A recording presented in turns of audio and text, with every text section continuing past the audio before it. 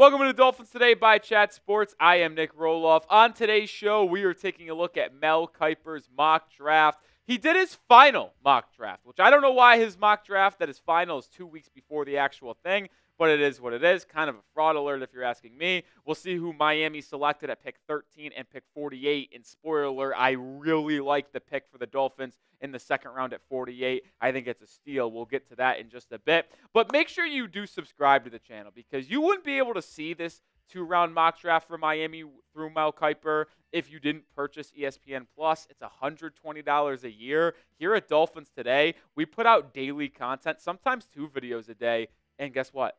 $0 a year. So hit that sub button if you want the latest Miami Dolphins content through the draft, free agency, and everything in between.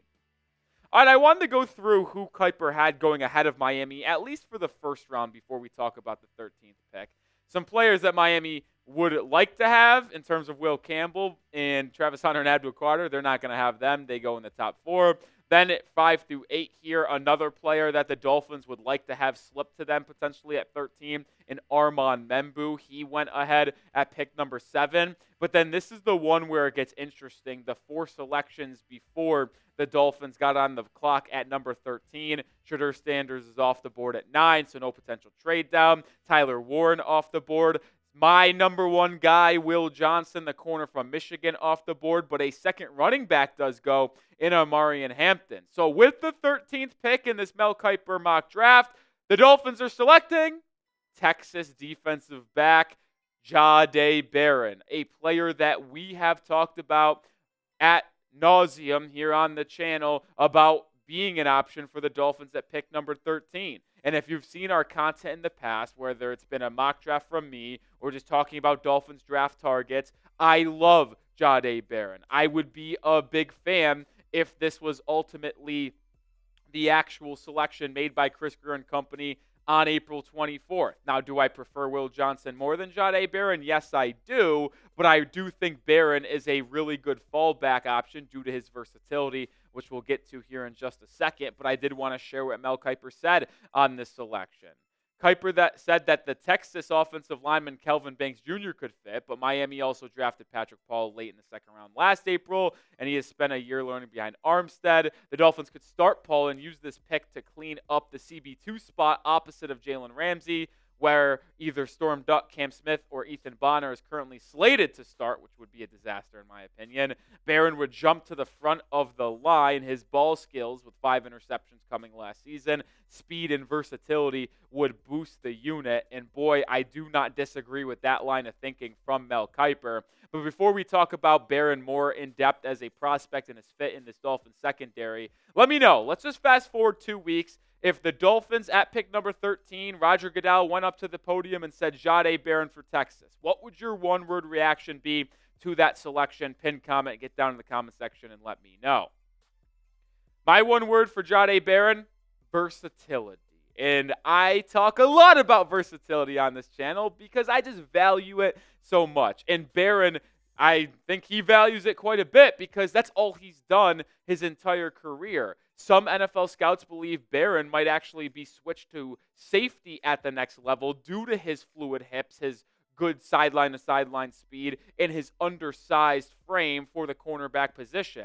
But when he played at the Texas Longhorns program, he played all over the place. And I wanted to showcase his career alignment for Texas' defense. He played outside corner most of the time, 1,112 snaps, with most of those snaps coming this past season on the boundary. But he also did a lot in the slot for them, playing 900 snaps there. He lined up in the box as well quite a bit at 495 snaps, and he had very limited reps at free safety 51, but people believe that he could make that transition. We've often compared him almost to Jalen Ramsey, not in terms of his physical profile and his outside ability, but if you go back before Ramsey was traded to the Dolphins, when he was playing for the Los Angeles Rams, he played that star, that type of versatile Swiss Army knife defensive back moving all over the place.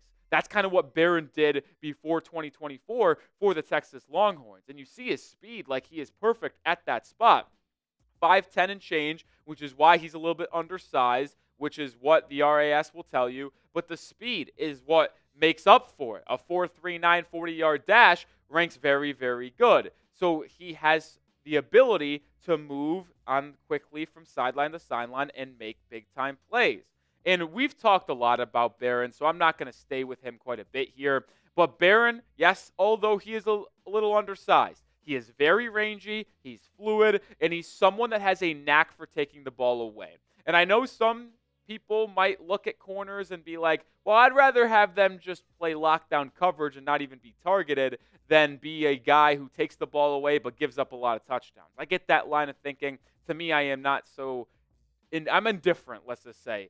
I am fine with either type of cornerback play. But Barron does know how to take the ball away. You heard Kiper mention it just a second ago. He had 5 interceptions last season, but he also had 16 PBUs. So he has good ball skills. He does not panic when the ball is in the air coming towards him. He knows what to do in those moments. And you look at his coverage stats from last year. He was locked down for that Texas defense, only allowing 279 yards, a less than 50% completion percentage, a QB rating of 33.1.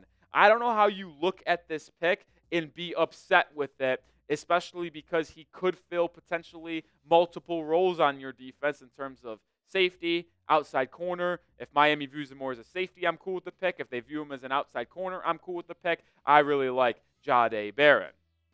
And we'll wrap up my thoughts on Barron here in just a second. But I do want to shout out the ticketing partner of Dolphins today, and that is Game Time. Whether you want to go to an MLB game this summer, a concert, a comedy show, it does not matter. Get your tickets with Game Time today. Killer last-minute deals, all-in prices, views from your seat, and the lowest price guaranteed. There is a reason why it's the official ticketing partner here of Dolphins today. You can get a full panoramic view from your seat in the app before you buy, so you know exactly where you're sitting. No pole, no stanchion, no board will be in your way. Zone deals, save even more money when you choose a section and let Game Time choose the seats for you. They also have the lowest price guaranteed, or Game Time will credit you 110% of the difference. Take advantage if you're in the Miami area. Go to a concert this summer, whether it's Chris Brown in July, Lady Gaga later in the summer, or go to a Marlins game. Go to a Heat playoff game if they're lucky enough to make there. Take advantage of Game Time. Use them and get your tickets. So download the Game Time app today, create an account, and redeem code CHATSPORTS to get $20 off your first purchase. Terms apply. Again, create an account and use code CHATSPORTS for $20 off. Download the Game Time app today. Last minute tickets, lowest price guaranteed. All right, final word when it comes to the Jahdae Barron pick in the first round. I prefer Will Johnson. I have Will Johnson, the corner from Michigan, as my number 1 corner in this draft outside of Travis Hunter. It sounds like he might play a wide receiver. That's neither here nor there. But if you just take pure corners, I'm going Will Johnson over Jahdae Barron. But obviously we showcased in this mock draft, he went number 11 to the San Francisco 49ers. So if he's off the board, I like Jahdae Barron at 13. I could also see a trade back, but Barron's ability to play at different positions in that secondary would make him very valuable for Anthony Weaver in this Dolphins defense. I would very much like if he was the selection for Miami if Johnson's off the board at pick number 13. All right, let's get over to pick number 48, the second round selection, the one that I teased being a steal for Miami. And Mel Kiper had them going with Toledo defensive lineman Darius Alexander. I am in love with this pick. I would borderline be willing to trade up early second round, late first round pick to get Alexander if he's still there. So in Kiper's mock, him falling to 48 would be a dream. Kiper on Alexander, saying he can play pretty much anywhere on the defensive line, bringing quickness and physicality. He had 101 tackles, 15.5 tackles for loss, 27 run stops, 50 pressures, and 7.5 sacks over the past 2 seasons. That production would be welcome in the middle of the Miami defensive front.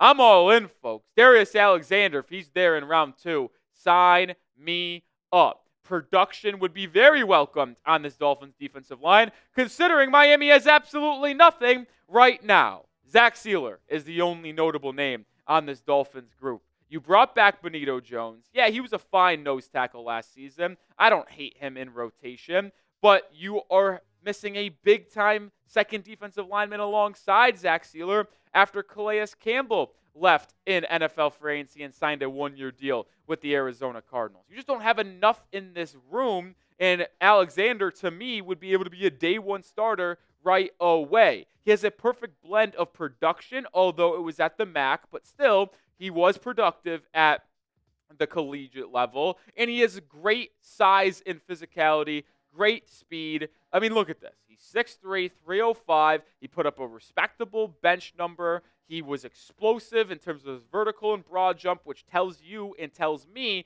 that he's able to get off the line of scrimmage at a very quick rate, and that speed, that quickness he showcased at the college level will translate to the NFL level. His 40-yard dash backs that up as well. Like, to me, you're just getting more and more in on Alexander here, and there's no way for you to not get excited. You blend that production with the RAS, the traits that he showcased at the NFL Combine, his pro day, and we're talking about a defensive lineman here in the second round that could start alongside Zach Sealer, but could also be the future of this defensive line room if you really believed he could get to that rate.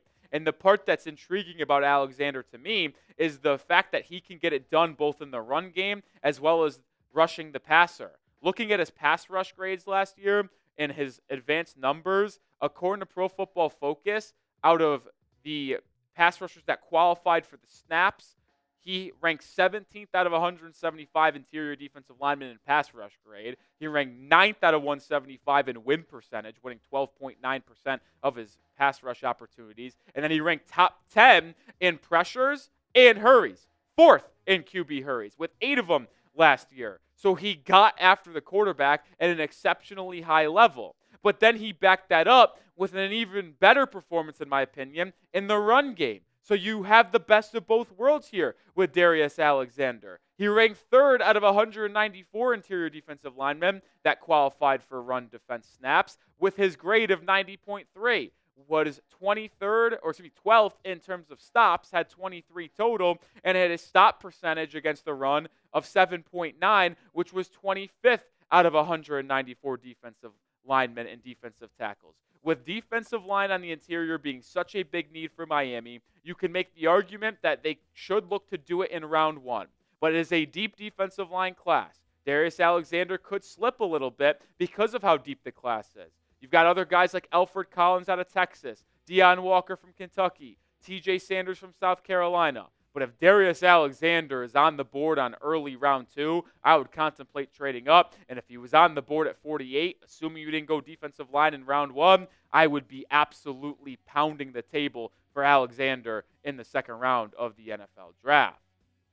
All right, so the Dolphins went with Jahdae Barron, the DB from Texas, at pick number 13, and then the defensive lineman from Toledo, Darius Alexander, at pick 48 in this Mel Kiper 2-round NFL mock draft. From the Dolphins' perspective, grade it for me down in the comment section, A, B, C, D, or F. I give it an A. I mean, if this is how it shook out 2 weeks from now, I would be jumping through the roof in the first 2 rounds. I really would. The 4 biggest needs for Miami, in no particular order, is defensive line, cornerback, offensive line, left guard specifically, and safety. Now, I could actually argue that is the correct order in terms of need for Miami as well, because they just have nothing on the defensive line. So to me, you get a day 1 starter in Darius Alexander that has great production at the college level as well as athleticism. You get a versatile defensive back that can play in different positions on your defense in a different scheme, has good ball skills, and Jahdae Barron as well to fill that CB2 role. You head into potentially round 3 and beyond, looking for left guard, safety, and some other players, best position available or best player available on offense. Yeah, I would be a massive fan of this turnout in the top 50. All right, and make sure you are subscribed to the channel because we will be live for the NFL Draft, breaking down every selection the Miami Dolphins make. We will also have you covered with every piece of Dolphins news and rumors leading up to the draft from now until April 24th, so join the channel right now.